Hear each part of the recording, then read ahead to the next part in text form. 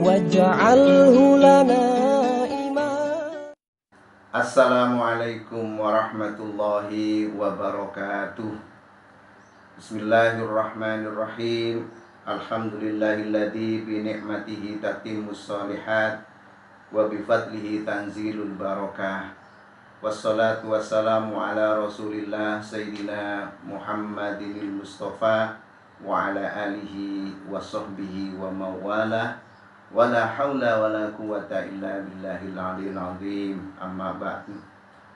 Para pemirsa, kaum muslimin dan muslimat yang berbahagia, alhamdulillah pada siang hari ini kita bisa bersama-sama beribadah kepada Allah dengan meluangkan waktu untuk menelaah, mendengarkan hal-hal yang baik yang akan kami sampaikan, yang insya Allah dalam rangka memperingati peristiwa turunnya Al-Quran yang dikenal dengan Nuzulul Quran, sebagaimana yang sudah biasa kita laksanakan setiap tanggal 17 Ramadan kita memperingati Nuzulul Quran.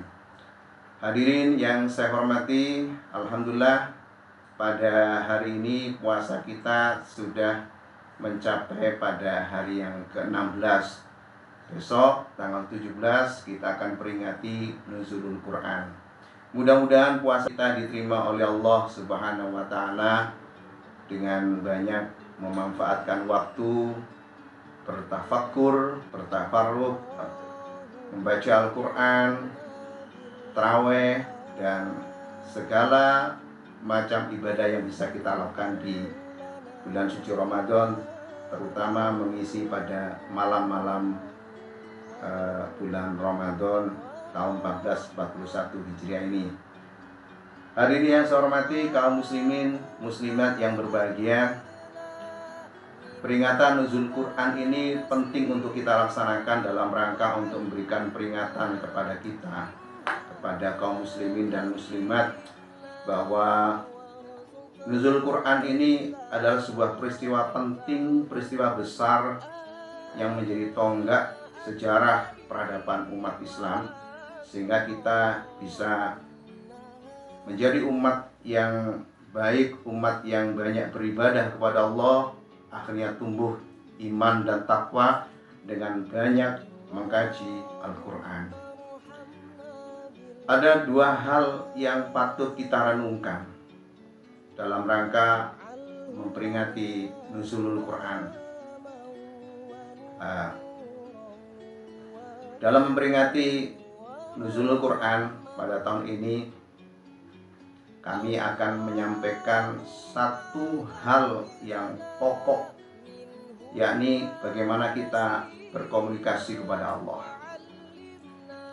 Berkomunikasi kepada Allah itu sangat penting bagi kita sebagai bentuk penghambaan kepada Allah Subhanahu wa taala. Komunikasi kepada Allah ini ada dua model. Yang pertama adalah komunikasi ketika kita menjalankan sholat 5 waktu.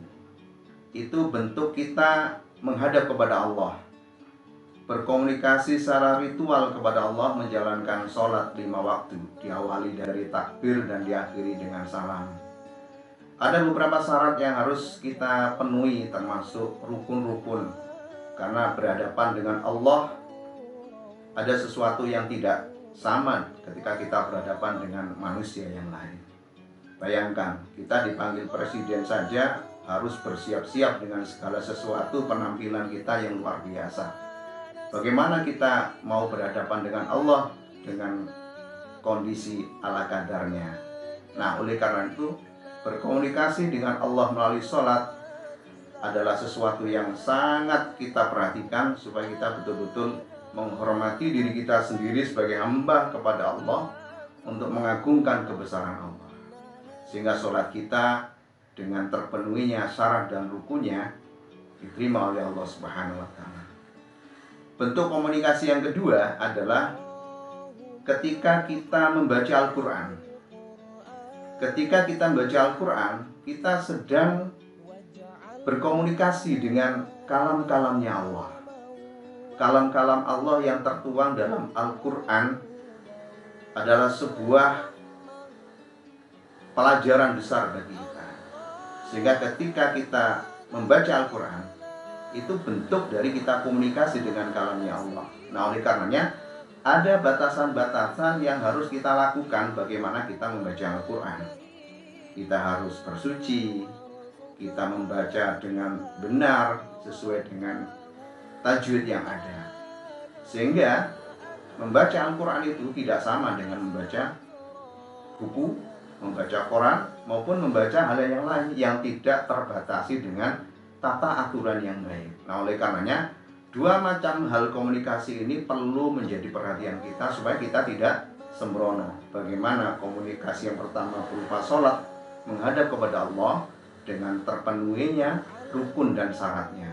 Kemudian membaca Al-Quran, karena ini kalam-kalam Allah, maka kita juga bisa merasakan betapa nikmatnya kita membaca kalam-kalam Allah itu yang berisi tentang aturan, tentang sejarah, tentang hukum, kaidah, dan sebagainya. Karena Al-Quran adalah pedoman hidup bagi kita. Nah, oleh karenanya ketika kita membaca tanpa menghayati maknanya, maka saya rasa meski itu berpahala, tetapi nilainya, maknanya masih kurang. Nah, oleh karenanya mari kita sebagai muslim yang baik dalam rangka memperingati nuzulul Quran, kita tingkatkan komunikasi kita kepada Allah. Yang pertama sholat kita, yang kedua baca Al-Quran kita, supaya kita betul-betul menikmati bagaimana kita menjadi umat yang beriman dan bertakwa kepada Allah Subhanahu wa Ta'ala. Demikian Bapak Ibu sekalian, anak-anakku sekalian, terima kasih atas segala perhatiannya. Mohon maaf atas segala kekurangan. Kebenaran itu datang dari Allah, tetapi kesalahan itu datang dari Al-Fakir sendiri. Mohon maaf, dan kami akhiri. Wassalamualaikum warahmatullahi wabarakatuh.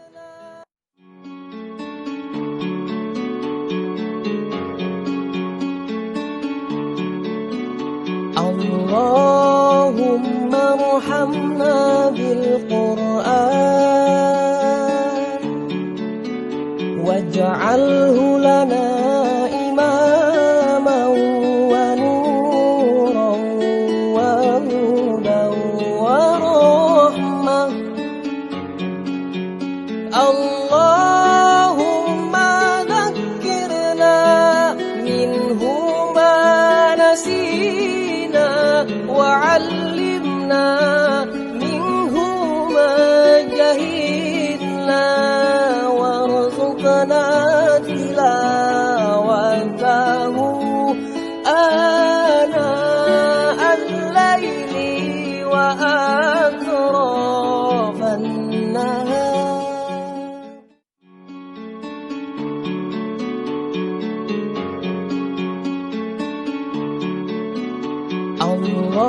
Allahumma arhamna bil Qur'an waj'alhu lana imaman wa nuran wa hudan wa rahmah.